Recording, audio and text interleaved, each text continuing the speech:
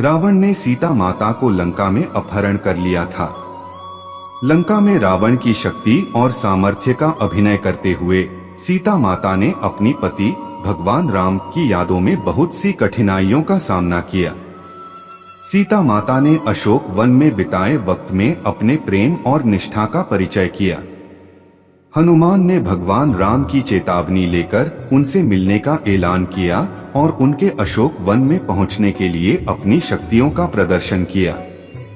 हनुमान जी ने उच्च विद्या और भक्ति का प्रतीक दिखाते हुए सीता माता को राम का संदेश और चेतावनी सुनाई। हनुमान जी ने राम का संदेश और अंगूष्ठ पर राम और सीता की मिलन की चिन्ह दिखाया, जिससे सीता माता ने पुनः आशा पकड़ी कि राम जल्दी ही आएंगे। राम ने लंका युद्ध में जीत हासिल की और सीता माता को लौटाने का विचार किया, लेकिन लोगों की उंडेली ने उस पर संदेह डाला और सीता माता ने अग्नि परीक्षा का निर्णय किया। अग्नि में चली जाने के पहले सीता माता ने अपनी निष्ठा और पतिव्रता भावना का प्रमाण देने के लिए अपने पावन भावनाओं का ऐलान किया। अग्नि में चलने के बाद भगवान अग्नि ने सीता माता की पवित्रता को साबित करते हुए भगवान राम के सामने सीता माता को स्वीकार किया और उनके साथ लौटे।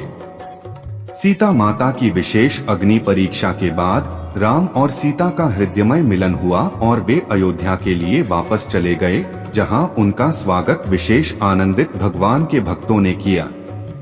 इस प्रकार सीता अग्नि परीक्षा ने उसकी पतिव्रता और निष्ठा को परिशुद्ध बनाया।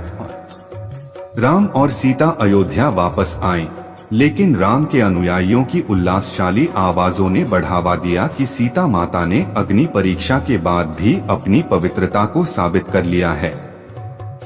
लक्ष्मण और भरत ने भी भाई बहन का वापसी में हुआ मिलन देखा और उन्होंने उनका हार्दिक स्वागत किया। भरत ने अपने भाई राम को अयोध्या का राजा बनने के लिए पुनः अभिषेक किया। राम ने राजा बनते ही धर्म के मार्ग पर चलने का संकल्प किया और अपने प्रजा के लिए एक आदर्श राजा बने। उन्होंने न्याय, सत्य और धर्म के मार्ग पर चलने का संकल्प किया और अपनी प्रजा को सुख शांति में रहने का सामर्थ्य प्रदान किया। कुछ समय बाद सीता माता ने अपने पुत्र लव और कुश को जन्म दिया, लेकिन वे राम की यज्ञ भूमि में बड़े होते हुए भी उन्हें पहचानने में समर्थ नहीं थे। इसके बाद सीता माता ने मातृभूमि की अग्नि में प्रवेश किया और अयोध्या की माता के रूप में अपना स्वागत किया।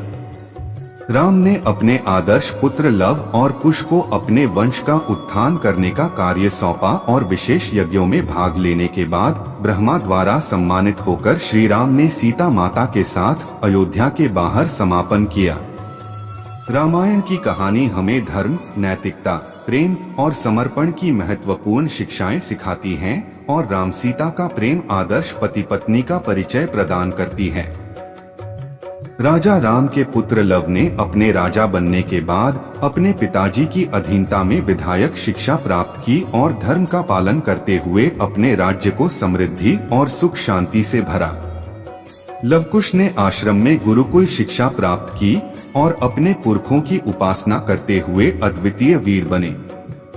एक दिन लवकुश ने माता सीता को मिलने का संकल्प किया और उन्हें मिलने के लिए राम के दरबार में गाया। लवकुश ने गायन से राम को सुनाया और राम ने अपनी पत्नी सीता को पुनः आश्रम में लौटने के लिए आदेश दिया। सीता माता ने अपने पुत्रों से अपना स्वागत किया, लेकिन उनके मन में यज्ञोपवीत के विषय में संदेह था। उन्होंने यज्ञोपवीत की आग में प्रवेश किया और भूमि में अपनी मातृभूमि को प्रणाम किया। अग्नि ने पुनः सीता माता की पवित्रता को साबित किया और उन्हें ब्रह्मा द्वारा स्वीकृति प्रदान की। राम ने अपनी पत्नी को पुनः पाने के बाद उनके साथ सुख शांति में रहने का संकल्प किया, लेकिन फिर भी प्रजा की भलाइयों के लिए अपने पुत्र लवकुश को अयोध्या का राजा बनाने का निर्णय किया।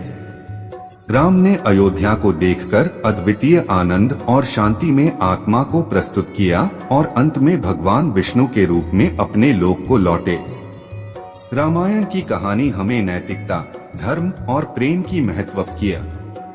लवकुश ने अयोध्या के राजा बनने के बाद न्याय और धर्म का पालन करते हुए अपने राज्य को सुशासित बनाया।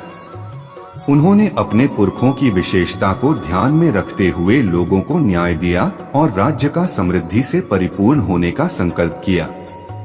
लवकुश के राज्याभिषेक के बाद भगवान राम ने अपने धर्म की पालना करते हुए लवकुश के पास वापस आने का निर्णय किया।